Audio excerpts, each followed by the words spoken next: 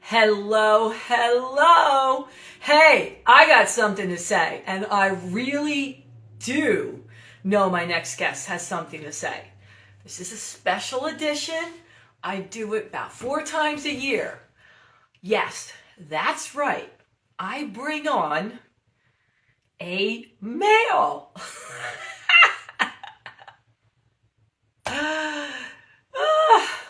I'm laughing because you're like, so?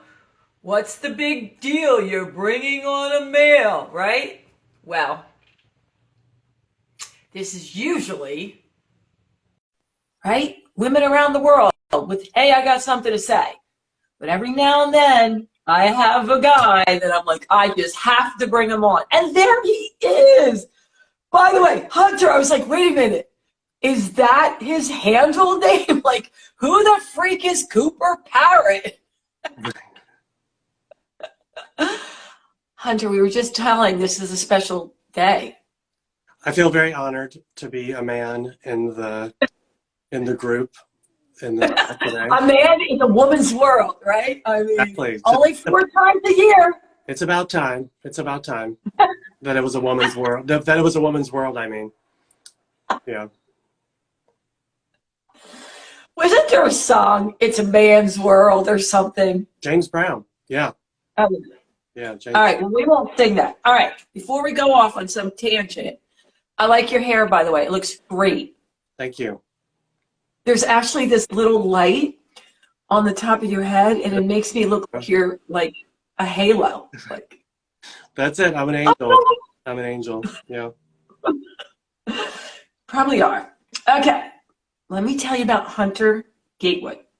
Hunter teaches individuals and teams how to build their dream team through tactical moves and healthy work relationships. His course, The 6 Culture Builders for Team Leaders, is the shortest and most encouraging leadership program out there for people who lead from the middle of their organization.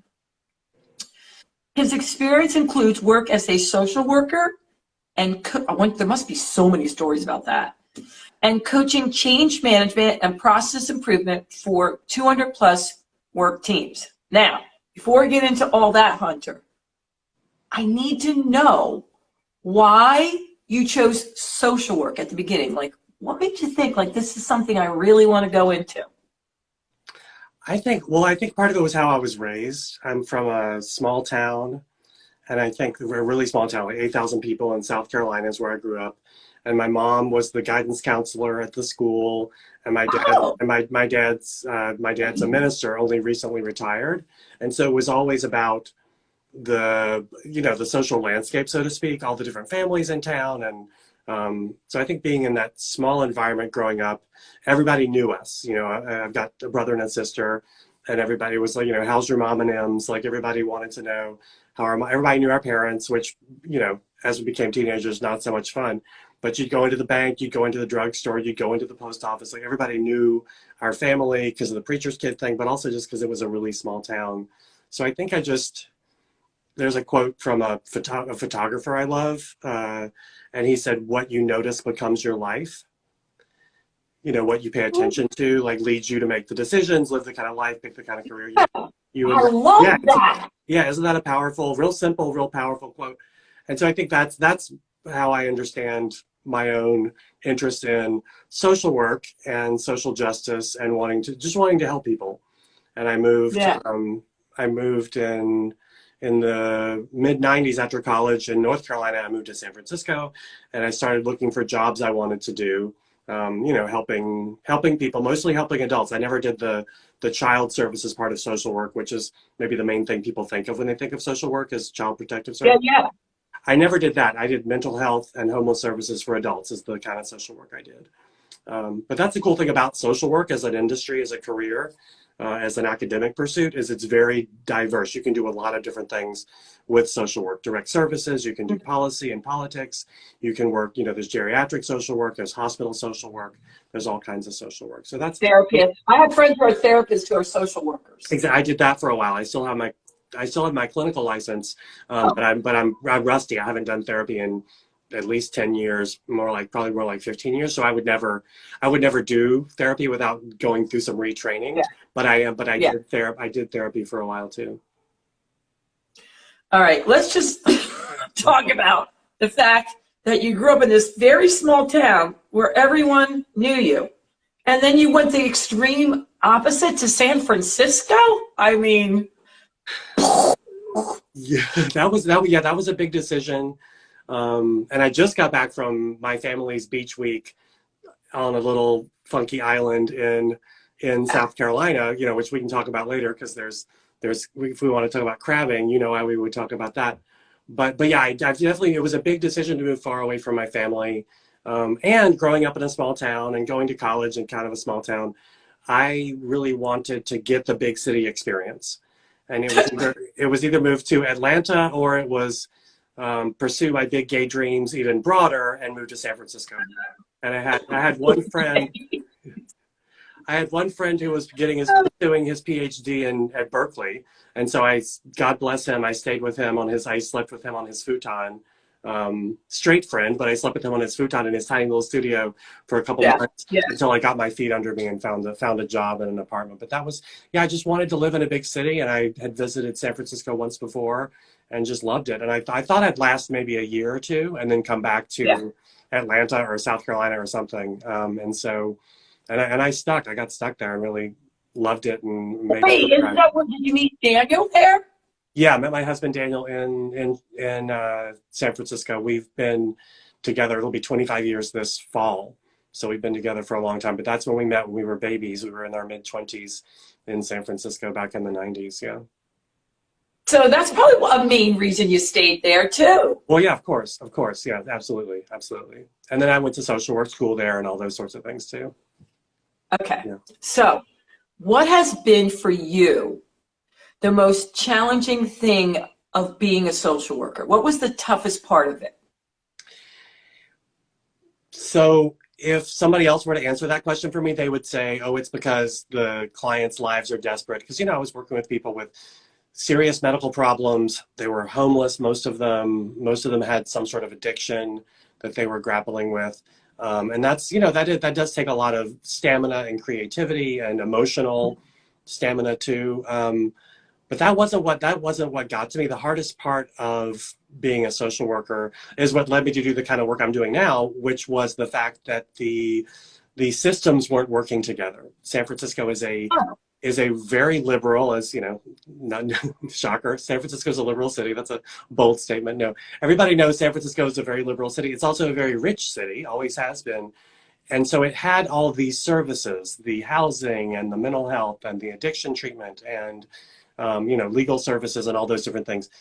And the healthcare that I was most tightly attached to healthcare and mental health was what I helped provide.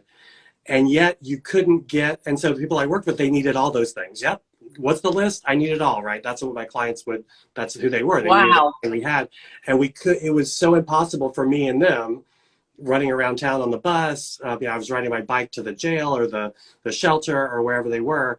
It was so hard for us to patch everything together because the systems didn't work together. And I got so frustrated with not just the long wait for services, that's a systems problem, but also just the fact that nothing talked to anything else. Like you couldn't get information on the diabetes, which does have serious implications for food security, right? And so the systems didn't talk to each other. And that's the thing that really was kind of ground me down as a social worker after a few years, and gave me the idea to do the kind of work I'm doing now, which is all about helping all the systems work and people have fun at work, and the right hand talking to the left, all that kind of stuff. Yeah, you speak a lot about, and I understand that, having trust, really trusting your team. And you would think, okay, well, that makes sense, how else are you going to have a team work together? But I can tell you firsthand, because I worked in a lot of different companies in the wellness division, that doesn't happen. They actually believe it's better to be skeptical a lot of times and, have your guard up. So what makes you believe the most important thing is trusting your team? So first of all, yeah, it's normal for us to have our guard up in a Yeah. team, in an organization where the culture, the management relationships are about top-down power. Kind of the traditional unexamined culture, at least in most US companies, is that top-down. If I just do what the boss says and make her happy, everything will be cool, and she has all the answers. So the traditional top-down, we have to be defensive. We have to have a bit of a wall up. We have to navigate politics. Who likes who is going for that, who's going for that promotion, or who's trying. Sleeping with who? Right, right. Who's using who might take our ideas to make them look better. All Yeah. that stuff happens in an Yeah. unhealthy work culture.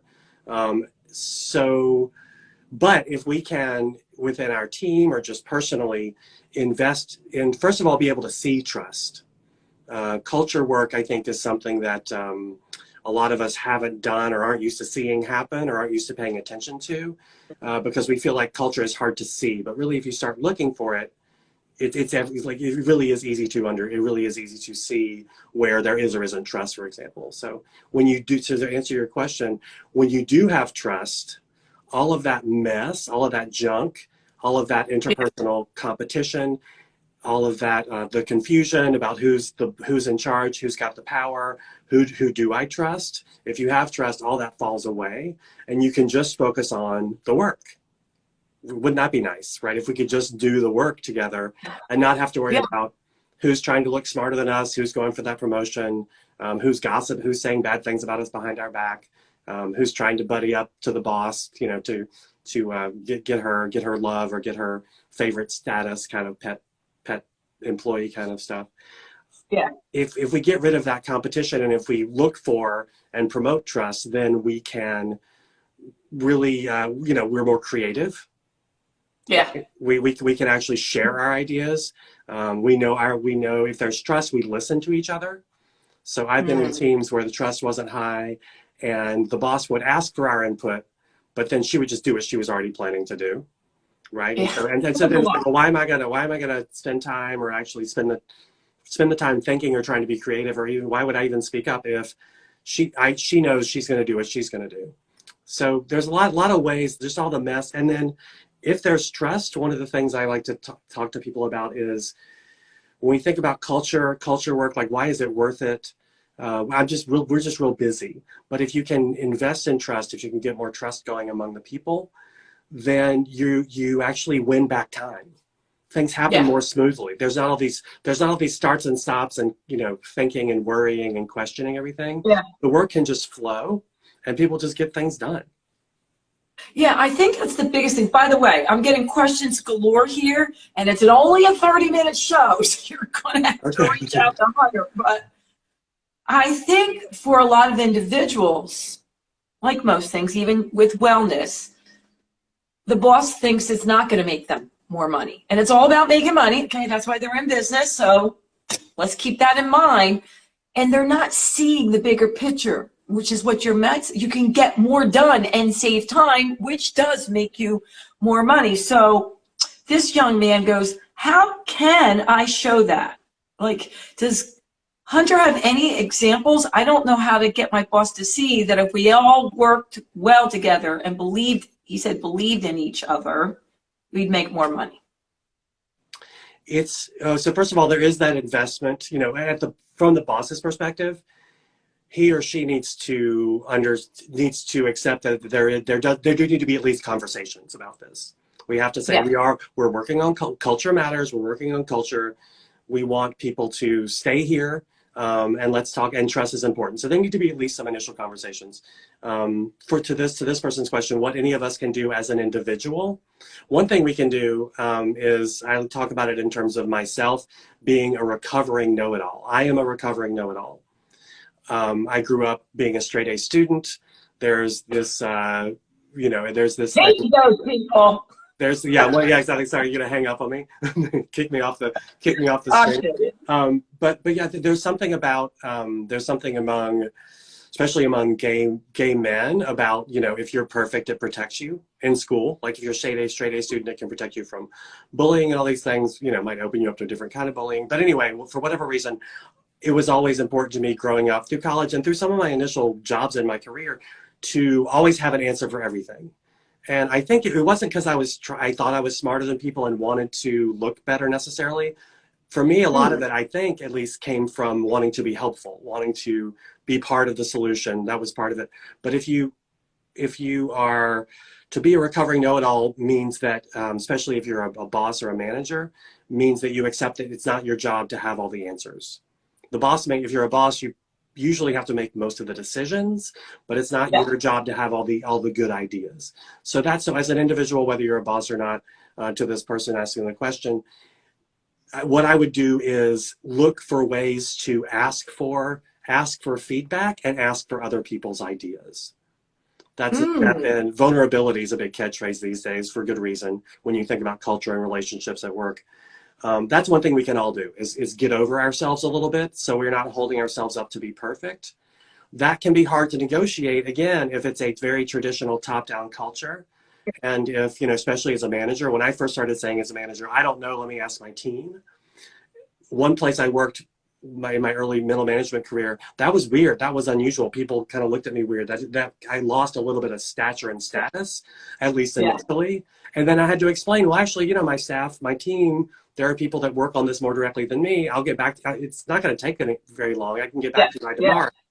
So there's that. So don't be imperfect. That's one thing. Make it okay. Try to make it okay for others to be imperfect by being imperfect yourself. Model the change you want to see is one thing we can all do, no matter where we sit in the org chart. Yeah.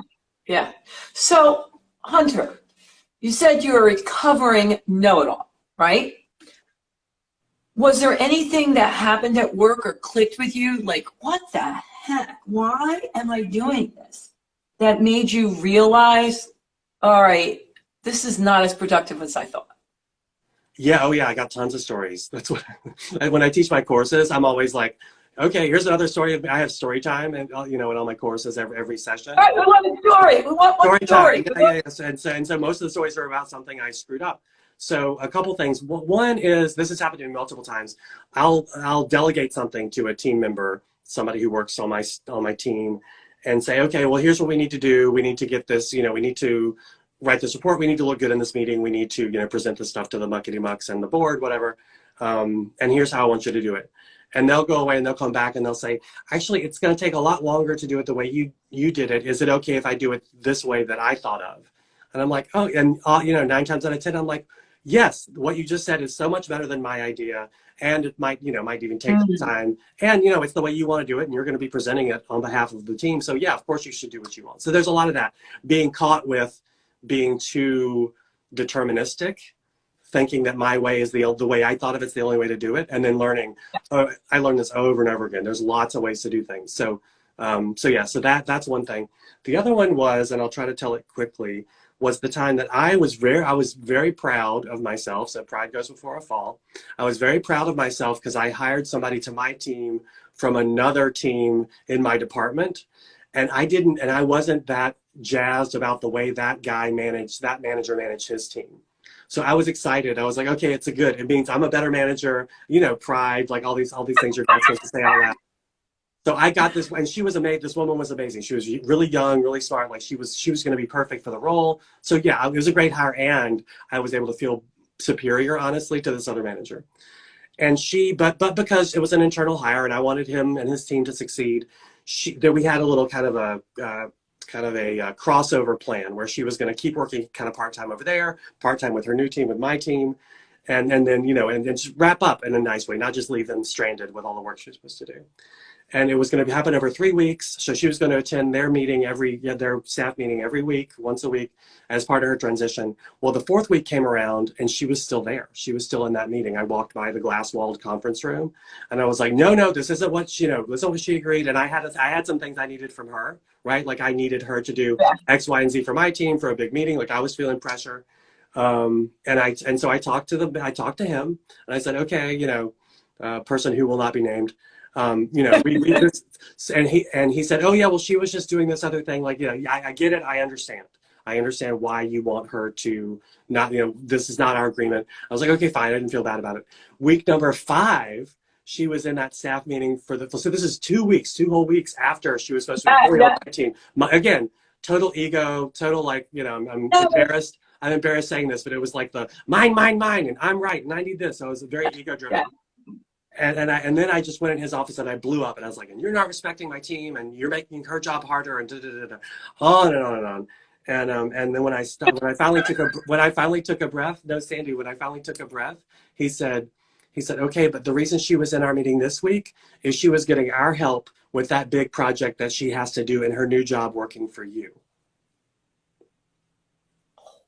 Snap. So, so that's an example of a time when I learned a lot about ego, trying to be the know-it-all, feeling like, making those assumptions like we do about other people's intentions. Like, yeah. I learned a lot about that. But that's a story I tell in my course, and we break down all the mistakes I made, and people love telling me everything. I'm so proud of you for doing that. That's really, I mean, you do learn from it. But let's go back a second. So when he's saying that to you, what did you do? Did you just go, let me just crawl out of here? Like, what did you do? I just said, I'm so sorry, thank you, and I just got the hell out of his office. I wrapped it up quickly.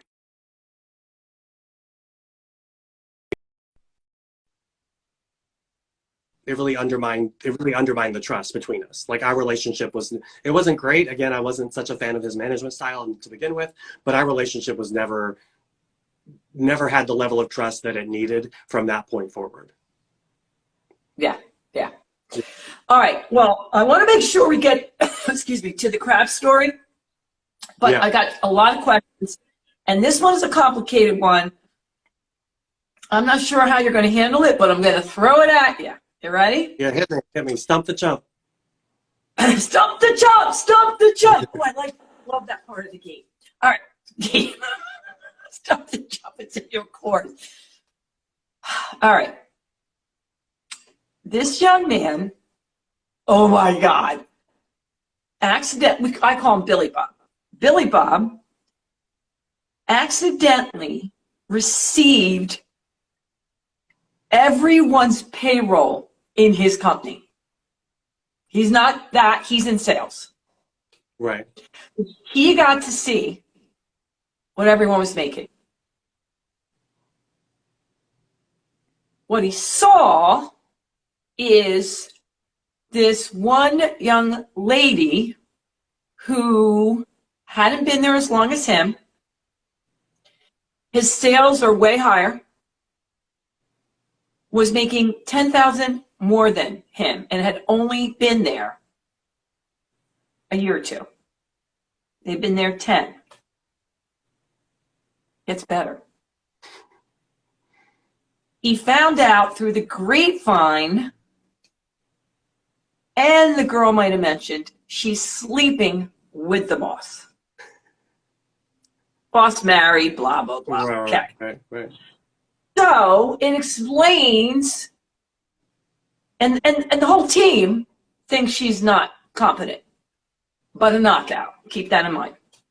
So he doesn't want to be that guy, but yet now he knows, besides knowing all that she's getting $10,000 more than him. His question is, dear Hunter, is it even possible to gain trust with this team? Or should I just bolt?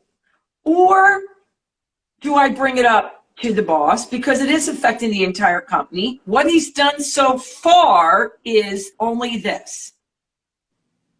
I think this was a huge mistake that you sent this to me to see and let him know that he's seen everyone payroll. But moving forward, this is a tough one. Yeah. Because he loves the company, but ever since this little political shenanigans, it's affecting everyone. What should he do? So people know this happened. It's not just between him and the boss and whoever, HR or whatever. Don't know about the payroll. Yeah. But they know that this person is getting favoritism, and I think they even went away for the weekend and everyone knew it. Everybody knows about it. It's a small company. I think there's only 15 people in the company. Oh, okay, so it's small. Yeah, so we can probably assume just by that, the number of people in the company that everybody knows about the affair. So So if I'd be good enough not to tell people that she was making $10,000 more than him, even after only being there a year or two. yeah, I would. So I would. I think what I would do if if it's still, I can't imagine getting over it. I can't imagine just moving on and feeling happy and feeling like I trust everybody. So I think we'd all feel the same as this person who wrote the question. I think one thing to do with, again, you want to preserve trust. You have to work with your boss. You want to get along with your boss. Your boss has probably got the hairs on the back of his neck up, right? Because he knows. There's a lot of unspoken stuff in the air that everybody understands. So one way to proceed would be to have a chat about pay equity with the boss. You sent it to me by mistake. In just realizing what this was, I looked at it just to figure out what it was, and then realized I wasn't supposed to have it. I noticed a big pay disparity between me and this other person who has the same job I do. We'll call her Sally, though. And it doesn't have to, you don't have to say, and I know it's because you're sleeping, you're having sex with each other. Just say, and so, so how the boss responds, at least you've done what you can do. You've put it on the table and say, I want to, because and you can just say, I want to feel good about my job. I want to feel valued here, and I want us to trust each other. And I know that this mistake, it was a mistake, an email to send. I know this is between us. It makes things. Yeah. I wonder if you're feeling weird about it, because I'm feeling weird about it, because I looked at the numbers. So it's say these are my goals. I want you and I to have a trusting relationship. I want to feel valued, and I want to feel like I'm getting paid based on what I'm doing. So I just say that, and you don't have to. And he knows if it is because they're having sex. Sounds like it is. He knows that. You don't have to get into all that stuff.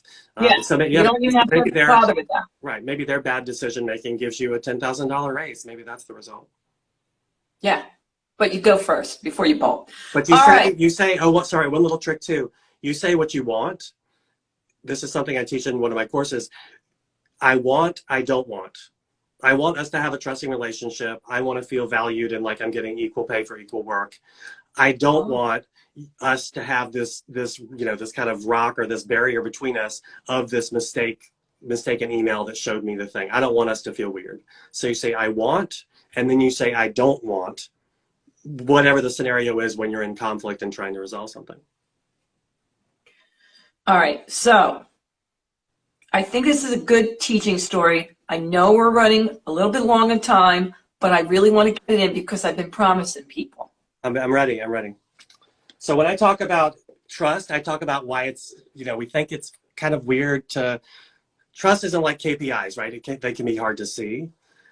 But when I think about trust, I think about what I just did with my family last week at Edisto Beach, South Carolina. I'm from a large Southern family.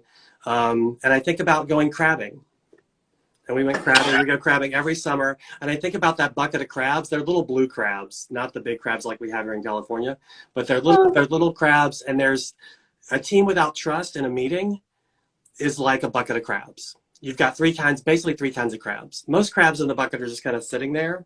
They're like talking. They don't want to be caught. They don't want to, they're waiting for it to be over. Why am I here? I hate this bucket. I hate this meeting. Then you've got crabs that are just mad as hell, right? And they're just like trying to grab at anybody and fighting people who are just in the meeting. But the people who get aggressive because they don't like being there, or they're trying to, they're trying to get the promotion, or they're trying to win political points with the boss, or they have an axe to grind. So that's the fighting crabs. The third kind of crabs are the smart crabs. They're just like trying to like climb up the side of the bucket. They're just trying to get the hell out of there. And so those are your people who whether they acknowledge that it's part of trust or not, they're like, I do not want to be in this bucket, right? This team feels uncomfortable. And that's a lot of what's happening. That's a lot of that's what's happening these days with the great people call it the great resignation, or the great switch up. People are changing jobs. They're leaving teams where they don't feel safe, where there's not trust, where it's just not fun to work. So that's the third part of the crab analogy.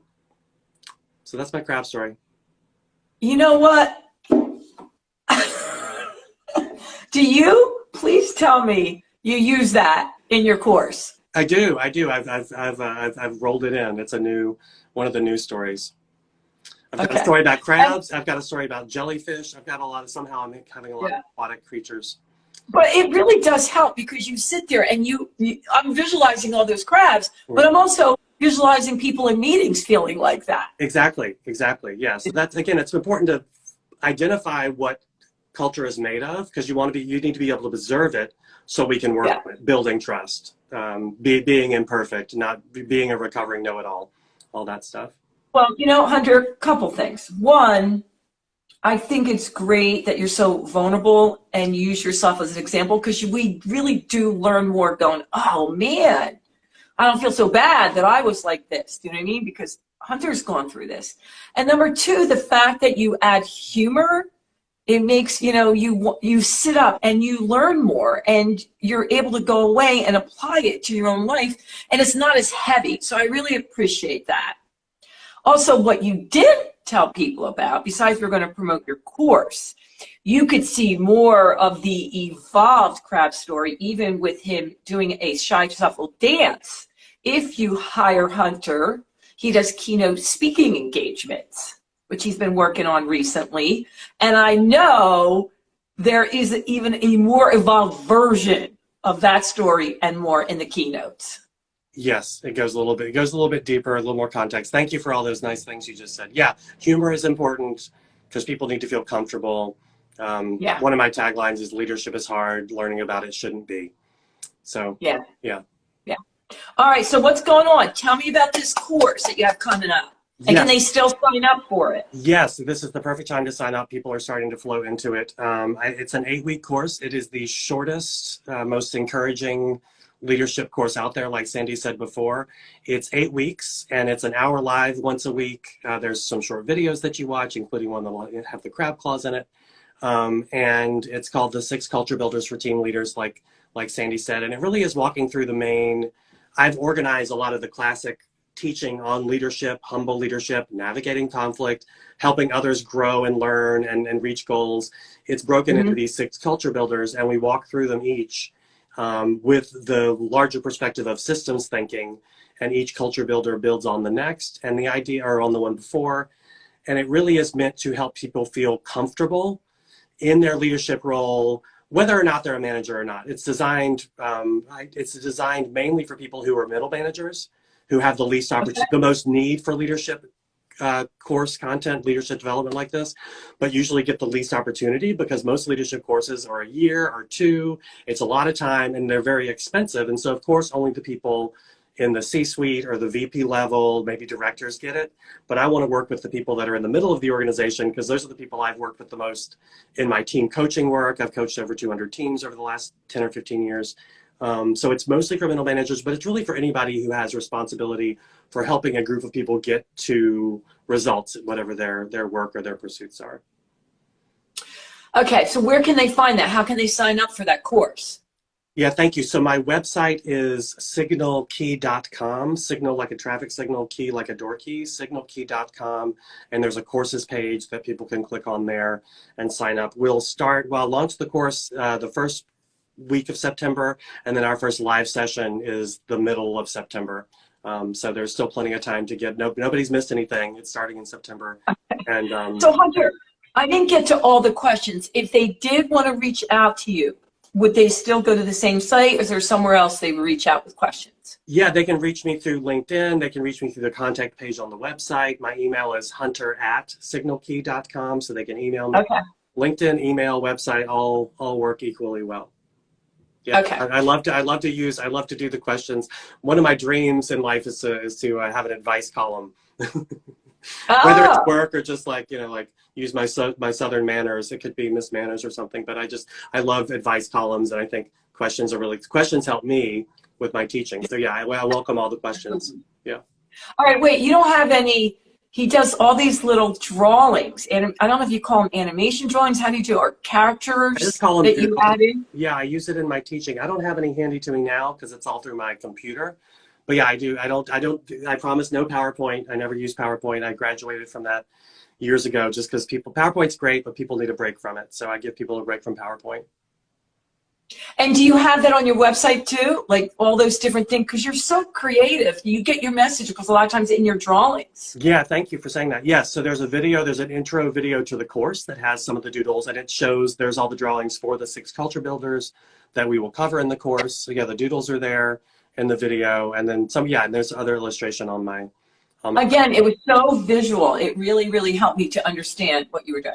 All right, we got to go. I know we went 5 minutes over, but it was worth it. Hey, I got something to say, people. Spread this around. Not that many guys are allowed on. Hey, I got something to say. We would really appreciate it if you know someone that could really use this course. Share it. Also, as far as the podcast, I love it when you say what you want to have on here, or somebody you want to highlight, or maybe it's you. Just reach out and tell me. And until next time, thanks, Hunter, and toodles. Bye, everybody. Thank you so much.